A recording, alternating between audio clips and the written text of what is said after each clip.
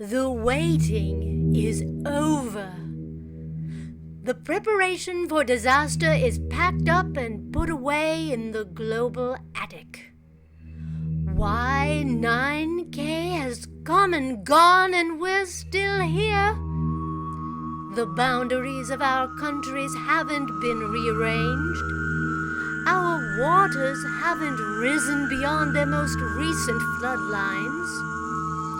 Our few precious arbor weeds haven't washed away. Our settlements haven't disintegrated. Our runways are still operating. Why worry? I'm Venoxia Bulbos, and I'm asking you to close your eyes and imagine a world depleted of natural resources, where surviving corporations vie for the refuse of its flooded civilizations. That frightening world is hard to imagine, my friends, but I'm not spewing verbiage for effect.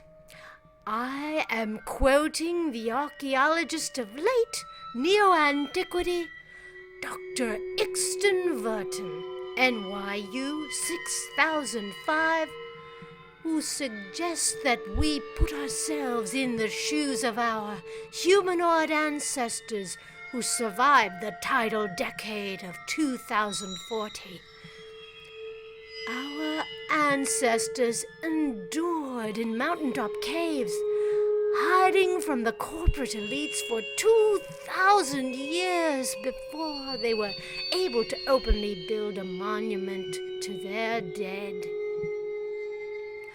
All evidence points to this place as the accurate location of the legendary Tomb of the Dead of Willanova and nearby sacred sites.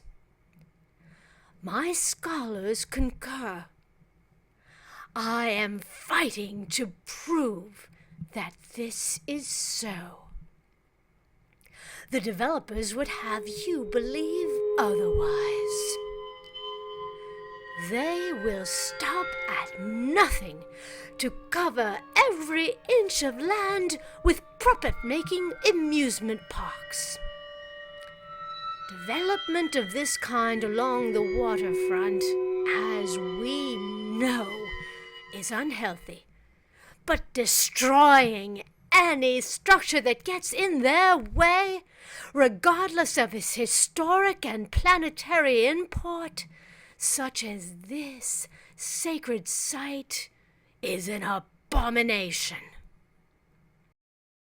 What you see before you is a contemporary artist's backdrop recreating the ancient city of New York, just the way it is described in surviving texts.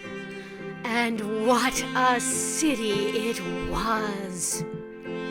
It was our ancestors longing for their glorious home and the honor of those who suffered and died here that lured the first explorers out of the northern caves of New York and Connecticut, risking DNA theft and death at the hands of the corporate elites.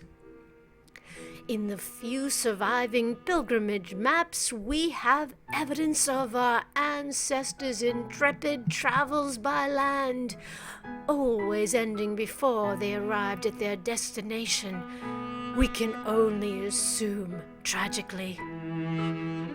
With the demise of the elites in the year 4000, the explorers finally reached the Atlantic River. Years later, in makeshift vessels of flotsam and jetsam, they landed along these shores and found their great city covered with water. I believe that this ruin is what remains of the lost temple of the dead that the survivors erected to the memory of their ancestors of New York. For years, it was an ignored, bricked-up extension to the warehouse of the powerful Chloride Brothers. And for years, I have been fighting the authorities to gain entry. Only through a special injunction from the Pope was I able to temporarily stop the wrecking ball, to buy time, to gather the artifacts and relics I may find, only to be refused entry once again. And so I pursue a different burial site nearby with the help of my friends, the artists Janice Morrow and Joanne Pagano Weber, to assist me in this endeavor. As you can see, they bring along the latest archaeological equipment, and somehow we get past the gods, vowing to work through the night if we have to. At last, a fragment of etched aqua silt. I am sure we will find more. Yes, yes! Another aqua silt fragment. Yes, yes, these fragments belong together. For all we know, some of them may still be intact under this rubble. Oh, this touches my heart. An icon of the goddess Oprah. She would have been mounted high on every wall to watch over her humanoid family and honor their endeavors.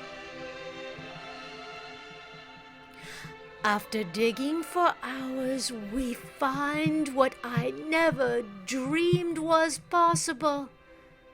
The greatest tributes were carved in wood for its preciousness. The Sentinel monuments, sculptures dedicated to the thousands lost during the tidal decade. Understand this, those of you who pretend to be deaf where your pockets are concerned.